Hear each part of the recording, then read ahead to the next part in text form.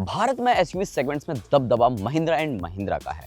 साल 2026 की शुरुआत हो चुकी है और महिंद्रा ने अपनी flagship SUV Mahindra XUV 7XO को लॉन्च कर दिया है। पहले इसका नाम XUV 700 था, लेकिन अब इस गाड़ी में काफ़ी सारे एक्स फैक्टर्स शामिल हैं। तो दोस्तों, मैं हूं अंकित दुबे और आज आपको मिलने वाला है महिंद्रा XUV 7XO का फर्स्ट ड्राइव रिव्यू। और इस गाड़ी को हम जैसलमेर से चलाकर दिल्ली लेकर जाएंगे और 800 साढ़े 800 किलोमीटर के इस सफ़र में ये गाड़ी मुझे कितना खुश करती है, कितना निराश करती है, आपको इस फर्स्ट ड्राइव रिव्यू में पता चल जाएगा।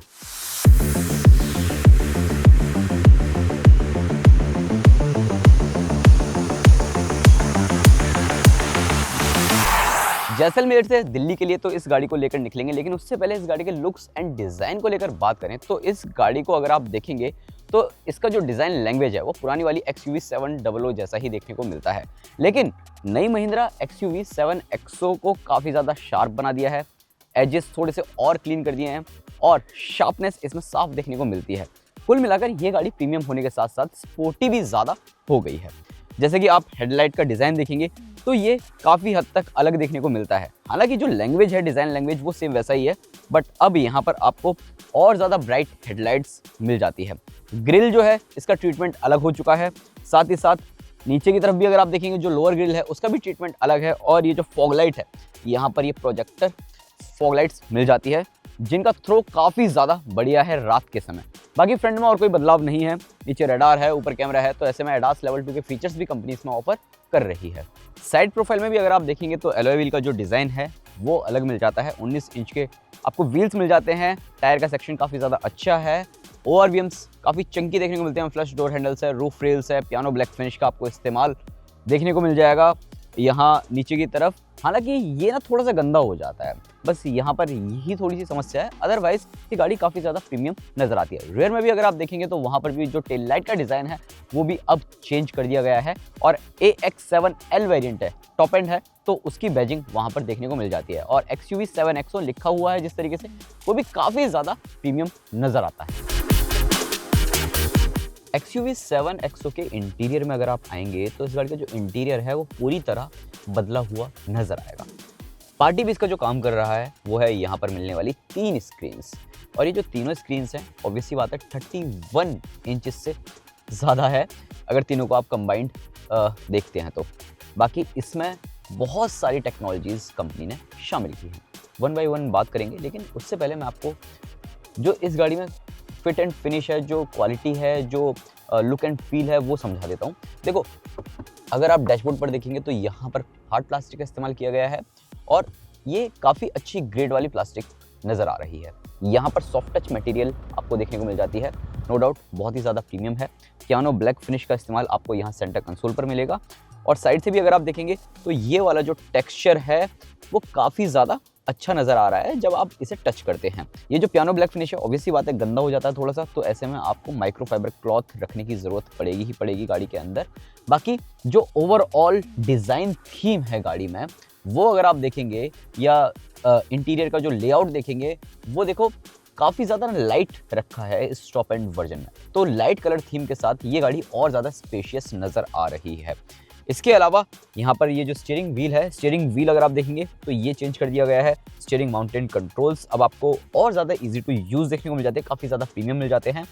एंड ऑब्वियसली बात है एडास लेवल के फीचर्स है तो उसके कंट्रोल्स भी आपको यहाँ पर मिल जाते हैं।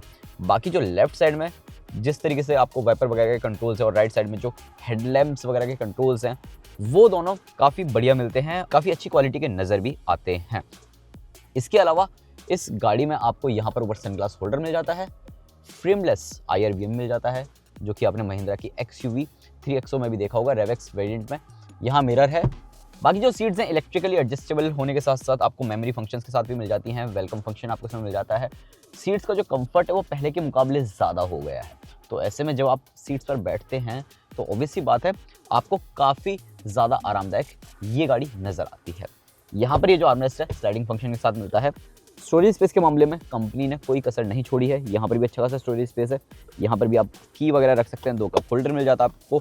यहाँ एक वायरलेस चार्जिंग पैड है, यहाँ पर भी थोड़ा बहुत सामान रख सकते हैं। और ग्लव बॉक्स में भी आपको अच्छा खासा स्पेस मिल जाता है। 2 पार्ट्स में ये कंपनी ने डिवाइड किया है और दरवाजों पर भी आपको अच्छा खासा स्टोरेज स्पेस मिलता है।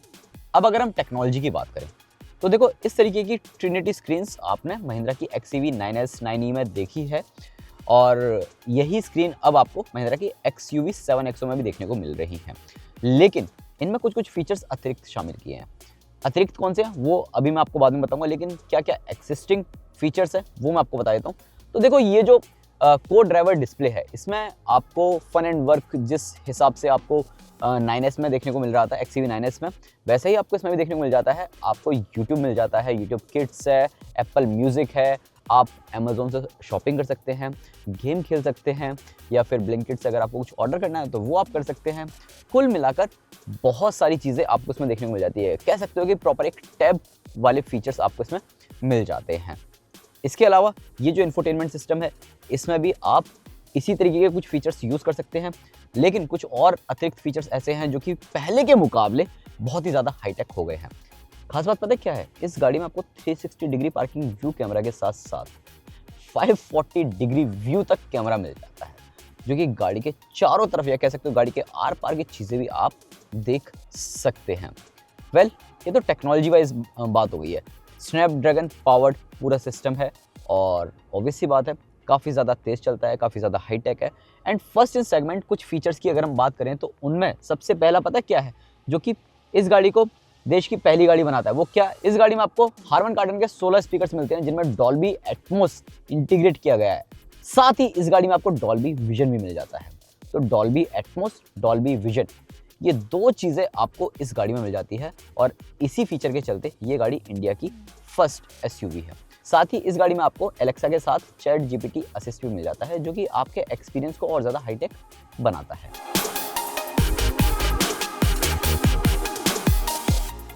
नई वाली XUV 3XO की अगर आप रियर सीट्स पर आओगे ना तो यहाँ पर एक चीज़ साफ पता चलने वाली है, वो क्या, कंफर्ट।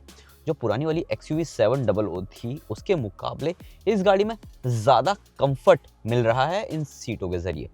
जो सीट्स है वो थोड़ी और ज़्यादा गद्देदार हो गई है, प्रॉपर आपको ऐसा फील होगा कि जैसे आप सोफे पर बैठे हुए हैं। एंड बेस्ट पार्ट पता है क्या है, इन सीट्स में अब आपको वेंटिलेशन फंक्शन मिल जाता है। फ्रंट सीट्स में तो है ही, रियर सीट्स में भी आपको वेंटिलेशन फंक्शन मिल जाता है, क्योंकि भीषण गर्मी के दौरान आपको काफ़ी ज़्यादा मददगार साबित होगा ये फीचर। बाकी 3 एडजस्टेबल हेडरेस्ट आपको मिल जाते हैं। 2 लोग बैठेंगे तो यहाँ पर आपको आर्मरेस्ट के साथ साथ 2 कप होल्डर्स मिल जाते हैं। और ये जो सीट है, रियर जो सीट है, इन्हें आप अपने हिसाब से रिक्लाइन भी कर सकते हैं। जितनी डिग्री पर चाहिए आपको उतनी डिग्री पर ये रिक्लाइन हो जाएगा, ताकि आपको अच्छा खासा बैक एंगल रेस्ट मिल सके। अब इस गाड़ी में देखो ऑब्वियस सी बात है, फीचर्स ऐड किए हैं, टेक्नोलॉजी ऐड की है, तो ऐसे में कुछ चीज़ें और अतिरिक्त कंपनी ने शामिल कर दिया है। पहले क्या था, जो बॉस मोड था ना वो ना मैनुअल था, मतलब आप पीछे बैठकर यहाँ से वो एक लीवर टाइप था, उसे पुल करते थे, फिर सीट आगे पीछे करते थे। लेकिन अब आपको 4 वे इलेक्ट्रिकली एडजस्टेबल यहाँ पर ये सीट्स मिल जाती है, जिसके चलते बॉस मोड आप आसानी से यूज़ कर सकते हैं। कंपनी ने एक चीज़ और बढ़िया की है, जो कि आपने XUV 9E 9S में देखा होगा, वो क्या, BYOD, bring your own device.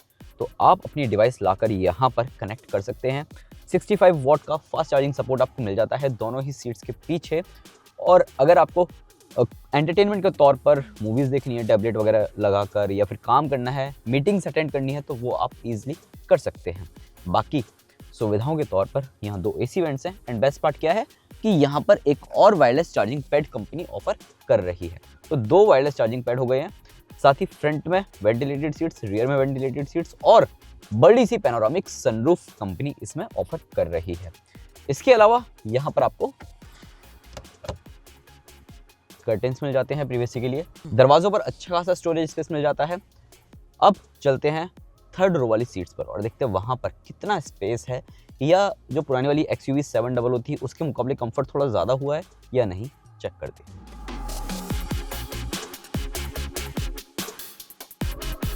Seven एक्सो के 3rd रो पर उतना ज़्यादा स्पेस तो आपको नहीं मिलने वाला, बट फिर भी दिखा देते हैं एक बार जाकर कि कितना स्पेस मिलता है।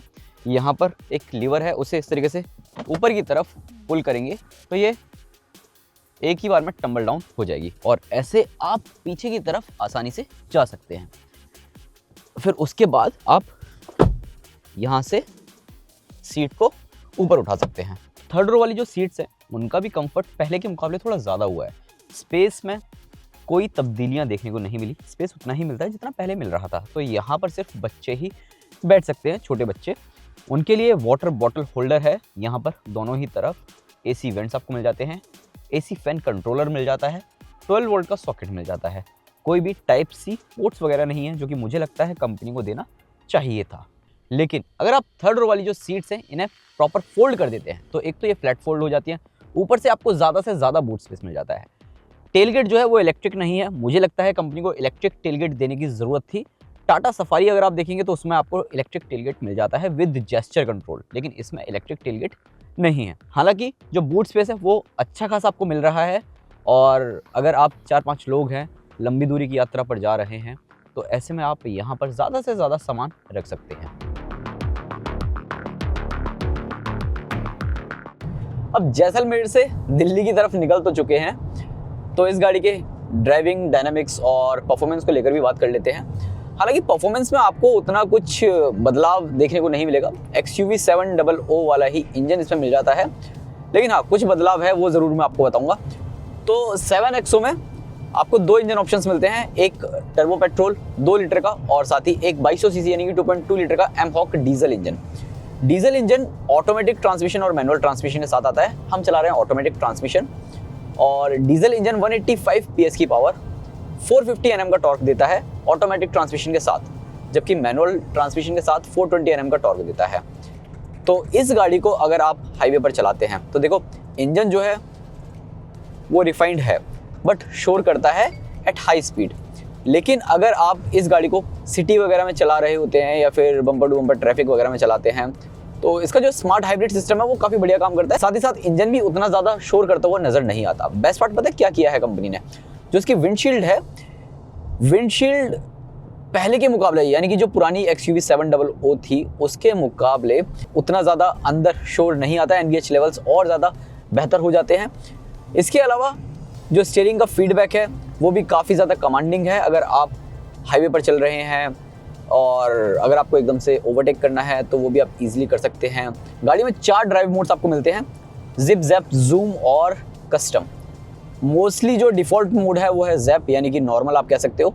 जिप हो गया इको मोड, और जूम ऑब्वियसली बात है स्पोर्ट मोड। तो स्पोर्ट मोड पर ये गाड़ी थोड़ी सी और ज़्यादा एग्रेसिव हो जाती है, और जिप मोड पर ये गाड़ी काफ़ी ज़्यादा इकोनॉमिकल हो जाती है, यानी कि आपको ज़्यादा से ज़्यादा माइलेज ऑफर करने की कोशिश करती है।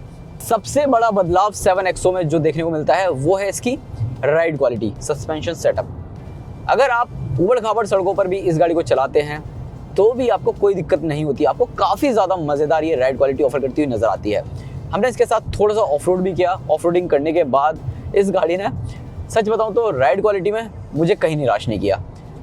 इतना ही नहीं, मैं हाईवे पर इस गाड़ी को चला रहा हूँ तेज़ रफ्तार में। अगर मैं इस गाड़ी को इस तरीके से मोड़ने की कोशिश करता हूँ तो मुझे बॉडी रोल भी कम से कम देखने को मिलता है, क्योंकि स्पीड इस टाइम पर 100+ है। तो ऐसे में ऑब्वियसली बात है थोड़ा ज़्यादा बॉडी रोल तो मिलेगा क्योंकि SUV है।